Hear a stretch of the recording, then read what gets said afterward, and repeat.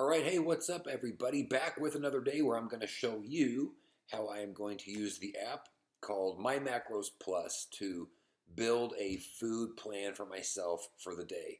I build these every single day, and I thought, why not just record them and throw them up here on YouTube? Maybe help somebody else figure out how to build theirs as well. So if you find this to be helpful, please hit like on it, maybe even the subscribe button.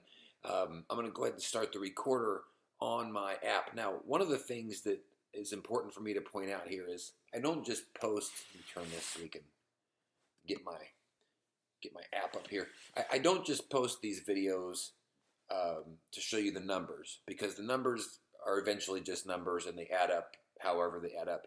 But one of the things that I wanted to do whenever I started doing these videos was to share my mindset whenever I am building these plans and share the things that have helped me stay successful with hitting my numbers and hitting my goals.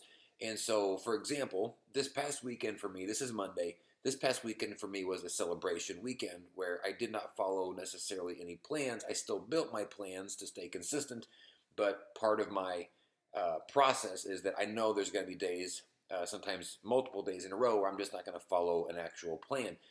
And so the question for me then is mentally, sometimes it's hard to come back from. It's hard to figure out, well, how do you turn that off after you've had a couple of days of somewhat gluttonous behavior? How do you get back on track? And so that's today. And the way that I approach days then like that is, for me, it's about simplicity and making these days, the return days, as easy as possible, like the least amount of thought going into my food plan as possible. That means a lot of just quick meals, things that I have eaten a lot of in the past that I know what their caloric and their macronutrient makeup is, so that way I don't have to think too much about adding things up. I just sort of know what to go to. For me, coming back is just as much about making it as easy as possible, so that mentally I can do that just as much as it is about the numbers. So what I've done here is I've already built most of the plan for today. We're just going to finish it up together. And so very quickly, here's where I'm at. I've got, after doing my breakfast, lunch, dinner, snack, and my pre and my post workout, I'm currently at 470 total calories remaining. And so we're just going to try to knock out about 200 more of those. So a couple of quick things.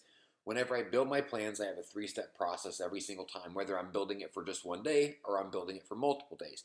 My first step is I try to find something that I call my staples. These are things that I can put in every single day that are going to be pretty much the same thing. I don't have to think about, well, what am I going to eat?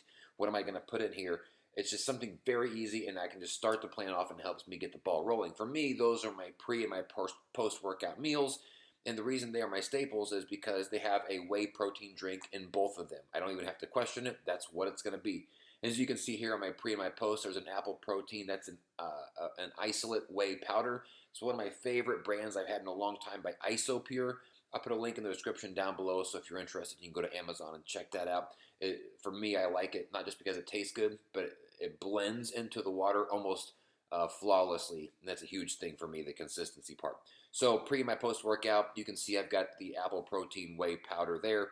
And in my post-workout, some gummy bears. So that's step one, is my staple. Step two is I put in a craving. If I wake up wanting something specifically, if I'm craving ding dongs or a certain cereal or some sort of a snack, I put those in now, just to try to make sure to get them in, to keep myself happy and to keep myself satisfied. A lot of times whenever people are dieting and cutting back, they restrict themselves from having things they want, and then it's harder to stay on the plan. For me, part of the reason I've been able to stay consistent with my plans is because I intentionally introduce cravings into my plan. So step two, if you got a craving, add it in here, and then go on to step three, which is now build the rest of your plan. And that's going to be starting with the first meal of each day and then working your way towards the end of the day. So that's what I've done. I've done my staples already. My breakfast was basic today. So again, it's a return day for me, keeping it as simple as I possibly can. Breakfast was just liquid egg whites, 1 cup, nothing else. Lunch was a couple of wraps. These are just turkey wraps. I just threw the turkey on the wraps, measured it, and I've got those there, plus some protein chips by Quest. That's all I had for lunch. Dinner, again, very easy. 2 buffalo chicken patties. These are vegan patties that you throw in the microwave for 2 minutes from Walmart. Made my Garden Star, I think is the name of them, or Garden Life, Garden something. and then a bag of Uncle Ben's Minute Rice, throw it in the microwave for a minute and a half and done. Again, very, very easy, very little thought process goes into that. My snacks, I've had a couple of snacks, well, quite a few snacks actually today. 2 frozen fruit bars, that's all carbs. It's going to be a total of 30 grams of carbs. Some mixed nuts, which I have not had in quite some time. These are just some lightly salted mixed nuts from Walmart. Planters makes them. You have to be careful with these things because one serving is about 28 or 29 grams, and it's got 15 grams of fat in it. So you got to be really careful. I used to eat these by the handfuls, and I can't even imagine how much fat I was taking in. But I wanted to put those in today. They weren't a craving necessarily, but I had them here, and I thought, why not just have them? Another bag of protein chips, and then I had a 1 bar. That's a Quest, or like a Quest protein bar. It's a protein bar. And so after all that, my meals, my staples, my snacks, I am left with 471 calories remaining. And what's great here is my protein, my carbs at the top are almost identical as far as what I have left, and that's how I prefer that to be. I'd much rather them be very similar versus one being very lopsided and having to then try to figure out how to make up that difference. The one thing that I have to be careful here of, I still have only 5 grams of fat left, so I'm going to add a few things in here based off of this, but I have to start now being careful with my fat content.